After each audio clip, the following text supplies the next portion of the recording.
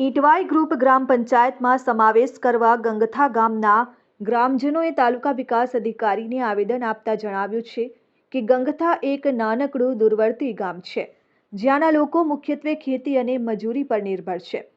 ત્યારે ખેડૂતો અને શ્રમજીવી પરિવારો માટે જીવન નિભાવવું ખૂબ જ મુશ્કેલ બની ગયું છે। ગામના ઘણા પરિવારોને મનરેગા યોજના હેઠળ મળતી 100 દિવસની રોજગારી સાથે જીવનની લડી ટકાવી રાખવાની આશા હતી।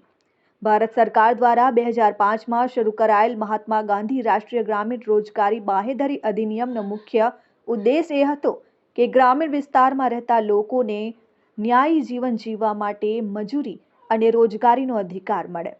પરંતુ ખૂબ દુઃખ સાથે જણાવવું પડે છે કે અમારા ગામના ઘણા શ્રમજીવી પરિવારના જોબ કાર્ડો ગેરકાયદેસર રીતે અન્ય ગામના વ્યક્તિઓ સાથે લિંક કરી દેવામાં આવ્યા છે। આ કારણે અમે છેલ્લા ઘણા મહિનાઓથી ન તો રોજગાર મેળવી શક્યા છીએ અને ન તો મનરેગા હેઠળ મળતી મંજૂરીનો લાભ। અમારે બાળકોના ભણતર, ઘરનો ખર્ચ, દૈનિક જરૂરિયાતો વગેરે બધું જ અટકી ગયું છે।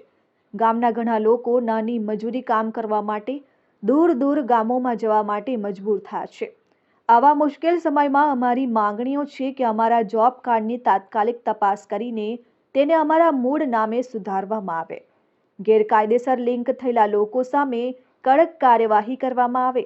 ગયા સમય દરમિયાન મળવાનું બાકી મજૂરીનું ચૂકવણું તાત્કાલિક કરવામાં આવે। ભવિષ્યમાં આવા ભ્રષ્ટાચાર અને ભૂલને અટકાવવા માટે અસરકારક વ્યવસ્થા કરવામાં આવે। તમામ માંગણીઓને ગંભીરપૂર્વક ધ્યાને લઈને તાત્કાલિક કાર્યવાહી કરવા રજૂઆત કરવામાં આવી છે। હંસરાજ પાડવી સાથે દીપેશ વડવી, RN ન્યૂઝ, તાપી।